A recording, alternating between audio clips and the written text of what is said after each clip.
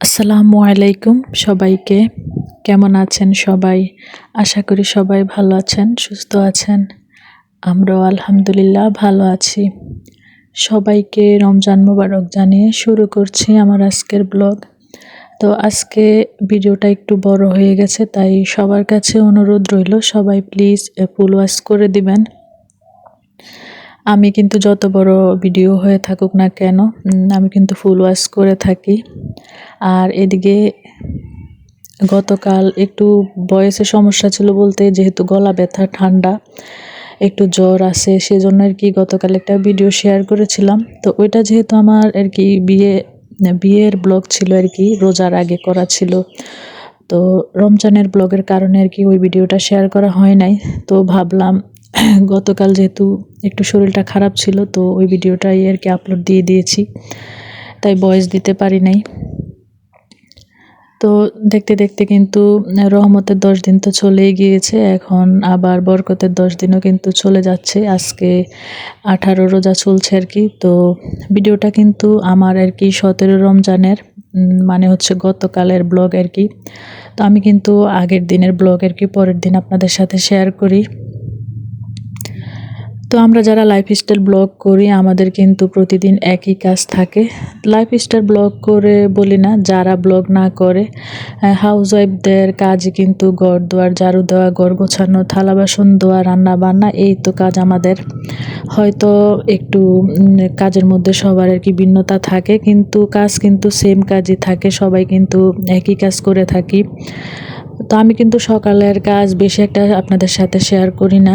তো এদিক দিয়ে সকালবেলা উঠে কিন্তু আমাদের প্রথম কাজই হচ্ছে যে ঘর ঝাড়ু দেওয়া, ঘর গোছানো, সেটাই থাকে আর কি।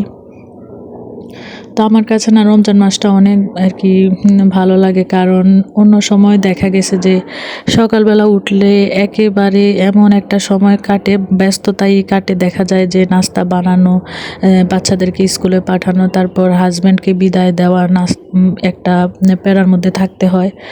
রোজার মাস কিন্তু এই টেনশনটা থাকে না, রিল্যাক্সে ঘুম থেকে উঠা যায়, তারপর আস্তে ধীরে আর কি কাজগুলা করা যায়। যতই বিকালের দিকে আমরা একটু ব্যস্ত থাকি, তাও কিন্তু আমার কাছে খারাপ লাগে না, আমার কাছে ভালোই লাগে। আর মনে হয় যে রমজান মাসের মতো যদি সারা বছর এমন কাটতো, তাহলে মনে হয় ভালোই হতো। আজকে ভয়েস দিতে অনেকটাই কষ্ট হচ্ছে, কারণ আগেই তো বললাম একটু ঠান্ডার সমস্যা হয়েছে আমার। সমানে আর কি চোখ দিয়ে পানি পড়তেছে, আবার নাক দিয়েও পানি পড়তেছে, এমন একটা অবস্থা। আর গলা ব্যথা তো আছেই। তো এদিক দিয়ে কিন্তু উঠে কিন্তু আগে আর কি ঘরটা ঝাড়ু দিয়ে দিয়েছি। তো ভাবলাম যে এই রুমটার মধ্যে, যেটা আর কি আমাদের হল রুম, তো আমরা কিন্তু ডাইনিং টেবিলে বসে আর কি ইফতার করি না, আমরা কিন্তু নিচে বসে সবাই আর কি ইফতার করি, যেহেতু মানুষজন বেশি, আর একসাথে ইফতার করলে দেখা যায় যে খাওয়াটাও ভালো হয় আর ভালোই লাগে। তো দেখা গেছে যে একদিন পর পরে কিন্তু অন্য রুম না মুছলেও কিন্তু এই হল রুমটা আর কি মুছতে হয়, না হলে রুমটা একটু আঠা আঠা আর কি হয়ে থাকে। এদিক দিয়ে রুমগুলা মুছে, রুম বলতে যে সামনের যে জায়গাটা সেটা মুছেছি, আর এই যে হল রুমটা মুছে নিলাম। আর এটা হচ্ছে আমাদের বেডরুম। তো অফ ক্যামেরায় কিন্তু আমাদের বেডরুম, ছেলের বেডরুম, আমার শাশুড়ি কিন্তু এখনো শুয়ে আছে, তো সবগুলা কিন্তু গুছিয়ে রেখেছি। আর এদিক দিয়ে রান্নাঘরে সব কিন্তু আমি রাতেই করে রাখি। রান্নাঘরে সকালে বলতে পারেন কোনো কাজই থাকে না, একেবারে সব কিছু একেবারে পরিষ্কার করে রেখে দেই। আর এই সেলফটা হচ্ছে গতকাল রাতে আমি আর কি মুছে পরিষ্কার করে সবগুলা আর কি বক্স যেখানে যেটা আছে সেখানে আর কি সবগুলা জিনিস আর কি সুন্দর করে গুছিয়ে নিয়েছি। সকালবেলা আর কোনো কাজই ছিল না, কিন্তু কিচেন রুমটাও কিন্তু আমি মুছে নিয়েছিলাম অফ ক্যামেরায়। আর সবাই মাশাল্লাহ বলবেন। আমার দেখেন একটা বেগুন গাছে মাশাল্লাহ অনেকগুলা বেগুন হয়েছে। তো সবগুলা বেগুন গাছে বেগুন আছে, কিন্তু এই গাছটায় অনেকগুলা আর কি ধরেছে।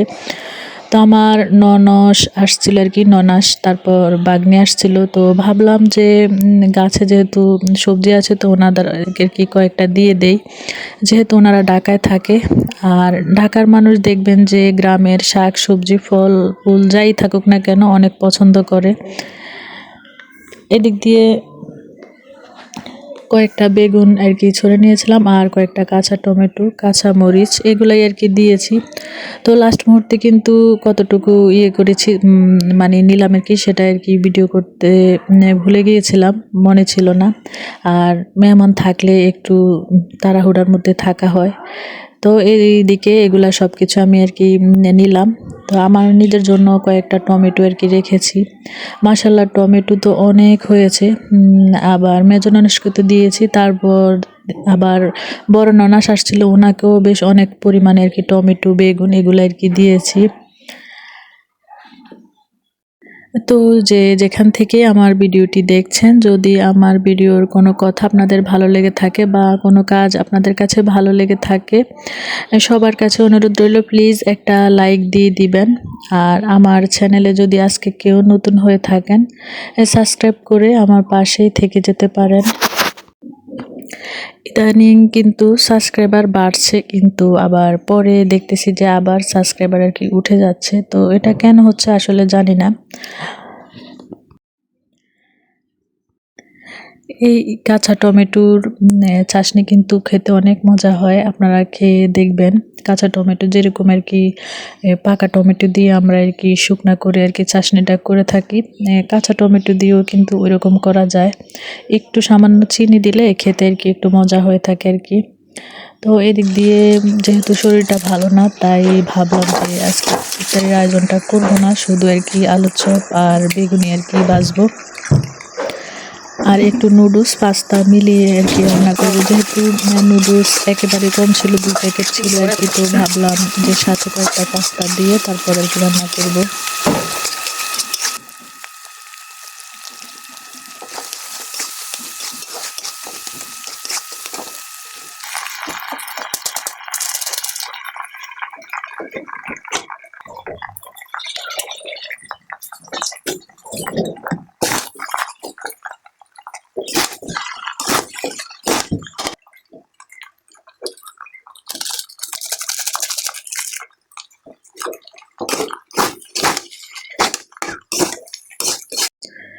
তো কিছুদিন আগে একবার কিন্তু পাস্তা রান্না করেছিলাম। তো পাস্তা রান্নার ক্ষেত্রে অনেকেই দেখি আলাদা আর কি ডিম ভেজে তারপর টুকরা টুকরা করে আর কি নুডলস বা পাস্তার সাথে দেয়। তো ওইভাবে আমি করেছিলাম, তো ওইভাবে কিন্তু আমার কাছে খেতে ভালো লাগে নাই। তো আমি কি করি, পেঁয়াজ মরিচ যখন আর কি ভাজি তখন আর কি একটা ডিম দেই, বা পরে আবার আর কি নুডলসের সাথে একটা ডিম দেই।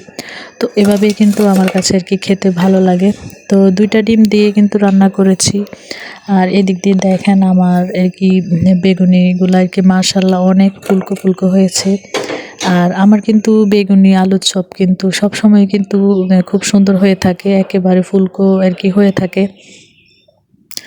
আসলে ভিডিও বড় হয়ে যাবে, সেজন্য আর কি ডিটেলসে আর কি শেয়ার করলাম না। তো এদিক দিয়ে কিন্তু বেগুনি, তারপর ডিম চপ, আলুর চপ ওইগুলো কিন্তু আমি আর কি বেজে নিয়েছিলাম। আর সাথে আজকে ফল ফ্রুটও বেশি ছিল না, শুধু তরমুজ আর আর কি বাঙ্গি ছিল। তো এগুলা দিয়ে আর কি ইফতার করে নিয়েছিলাম সবাই মিলে। আর আমার হাজব্যান্ড আর ছেলে মেয়ে ওরা তো নুডলস হলে আর কিছুই লাগে না। এই যে বড় বড়গুলা সেগুলো হচ্ছে আর কি ডিম চপ, আর ছোটগুলা হচ্ছে আলুর চপ। তো ডিম চপ কিন্তু পরে আর কি কেটে তারপর ভাগ করে আর কি আমরা খেয়ে থাকি। আর এদিক দিয়ে নুডলস নিয়ে আর কি ওরা ভাই বোন আর কি কাড়াকাড়ি করছিল। তো আমি আবার বললাম যে না আমি দিয়ে দেই। আর আমি কিন্তু নুডলসটা একেবারেই আর কি খেতে পারি না, এত সুন্দর করে রান্না করি কিন্তু খেতে পারি না, সামান্য একটু পরিমাণে নিয়ে ওই অতটুকুই আর কি খেয়ে থাকি। সব সময় তো নুডলস আলাদা রান্না করি, পাস্তা আলাদা রান্না করি, কিন্তু একসাথে করে আর কি কখনো রান্না করা হয় না। আর আজকে বলতে আর কি গতকাল একসাথে রান্না করেছি, খেতে কিন্তু অনেক মজা হয়েছে। আর সস দিয়ে খেলেই কিন্তু নুডলস বলেন আর পাস্তা এগুলো কিন্তু সস দিয়ে খেলে আর কি খেতে আর কি ভালো লাগে। তো এদিক দিয়ে আমি আর কি বেড়ে দিচ্ছিলাম আমার ছেলে মেয়েদেরকে। আর আমার হাজব্যান্ড কিন্তু খেয়ে নামাজ পড়ে কিন্তু চলে গিয়েছে, আর শ্বশুর শাশুড়ি হচ্ছে পরে খাবে আর কি বলল। তো আমি আর কি অল্প একটু পরিমাণে নিলাম, আর ছেলে মেয়ে দুজনকে আর কি দিয়ে দিলাম। নুডলস খাওয়ার পরে যেহেতু গলাটা একটু ব্যথা, একটু জ্বর আছে, তো ভাবলাম যে একটু চা বানিয়ে খাই। তো লাস্টে একটু চা আর কি খেয়ে নিলাম। তো আজকে ভিডিও আর বেশি বড় করব না, সবাই ভালো থাকবেন, সুস্থ থাকবেন, আজকে পর্যন্তই, আল্লাহ হাফেজ।